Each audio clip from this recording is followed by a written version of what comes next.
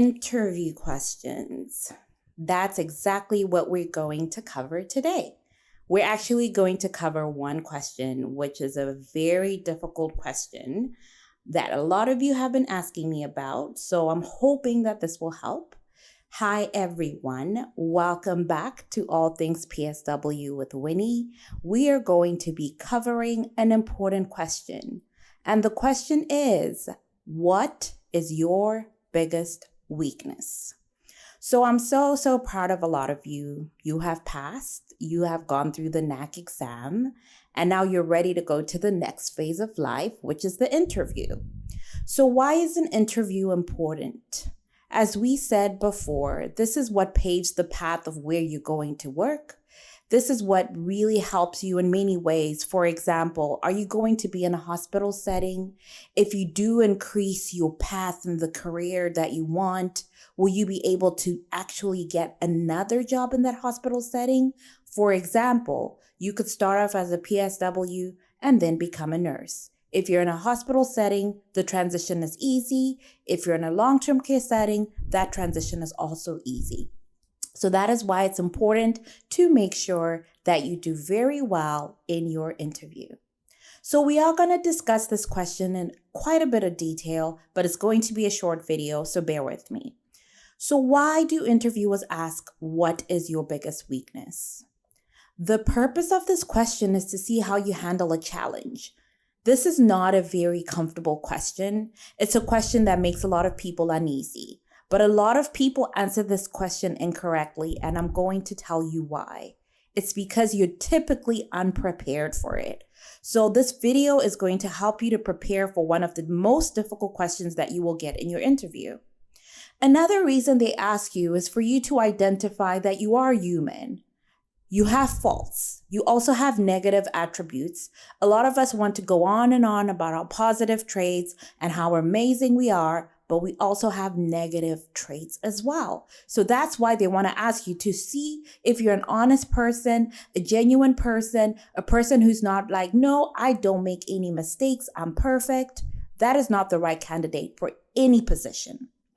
The next thing is to just show that you are able to really look within and reflect on yourself. So ensure that when you are answering this question, that you have rehearsed it. A lot of people don't understand the power in rehearsing for an interview. You can talk to your partner, you can talk to your pet, you can talk to yourself, but it's very important for you to rehearse all interview questions in order for you to ensure that you do well. And like I said in the previous videos, make sure you're not short and sweet and straight. Make sure you talk for quite some time. You don't have to talk for 5 minutes each time. That's a little too much, but at least answer the question and at least be able to tell a story and talk for at least a minute to show that you are engaged. So I'm going to give you some examples of things that are wrong or fails for what is your biggest weakness. Never talk about things of how management did something bad. Never point the finger at someone else. This question said, what is your biggest weakness? They didn't ask about your ex-manager or your previous manager. They don't ask that. I've had people always say, I personally do not have a weakness. That already shows me that you are not in tune with yourself, so you would not get hired. Other people say, I don't have a weakness, but I had one because the management was so poor and we were so short-staffed and they never even cared about us. Again, that is not going to help because for me, I feel that you are going to talk about me as your prospective manager and say that I messed you up because we were short-staffed. So I would not hire you. Other people also say, well, my weaknesses are that, blah, blah, blah. And they talk about things that have nothing to do with the profession. An example would be, my weakness is that I have 5 kids and I don't know how to take care of them. I'm overwhelmed. That has nothing to do with the professional sector. Always keep it professional. Never talk about your personal life. Always keep every answer professional. So let's rehearse a few. So I'll give you some examples. You can use these. You don't have to, but this is just something that you should do. So you always want to pick a weakness that you are currently working on. It's very simple for someone who's a new grad, for example, for those of you who just passed your NACC exam.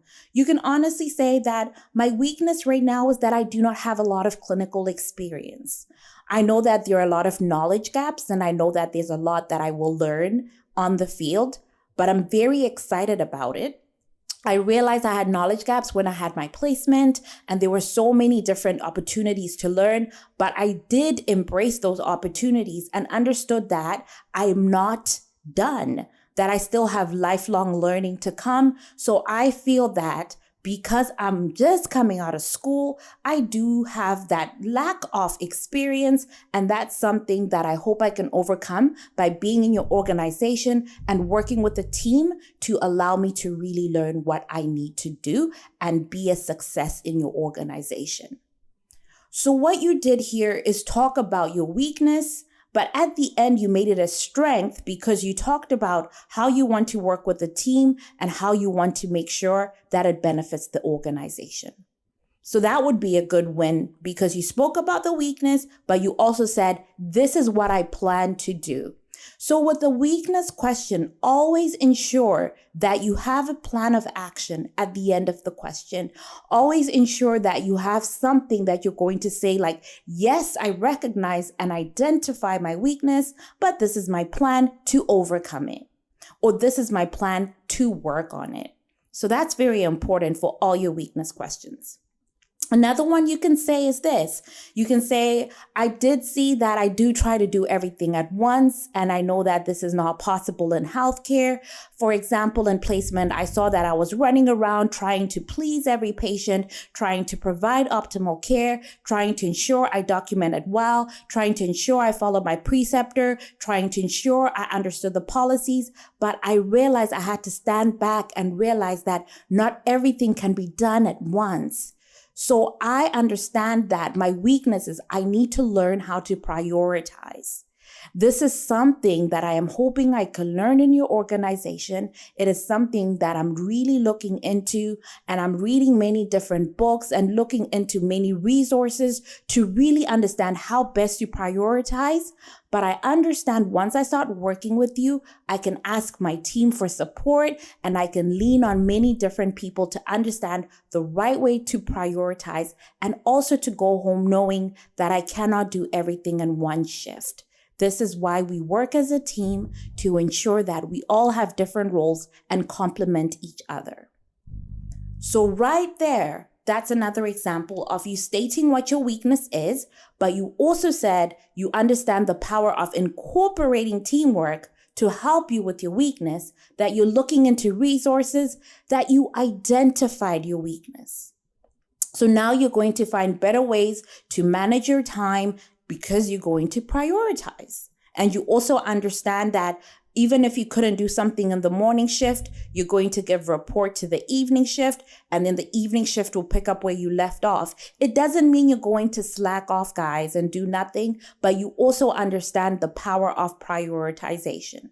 So that's another very good weakness that you can also turn into a strength.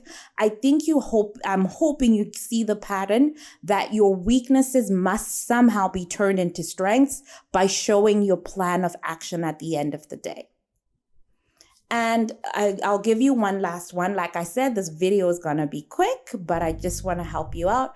Another one that you can really do if maybe English is your second language, or maybe you're just a shy person and public speaking is not your thing, you can honestly say, a weakness I have identified is it's very difficult for me to speak in public.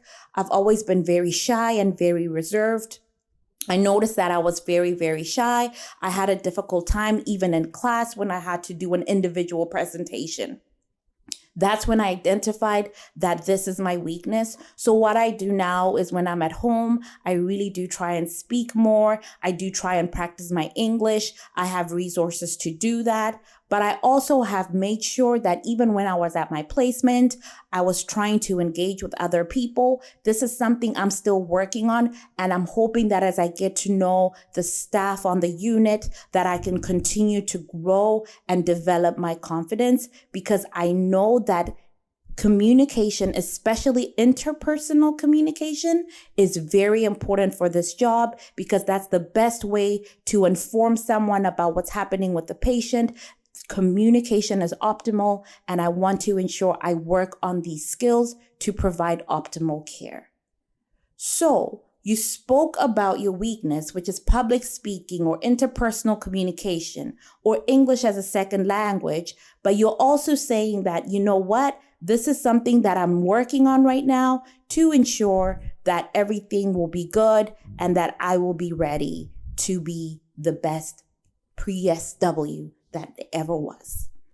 So at the end of the day, I'm hoping that this really helped you guys. So at the end, the summary is this: identify a weakness always, never say you don't have any. And then the other thing is identify how you are going to overcome your weakness, or at least have a plan in place that you will tell your prospective employer, and they will be very happy to hire you. So good luck in your interviews, guys, and I will see you in the next video. Thanks so much.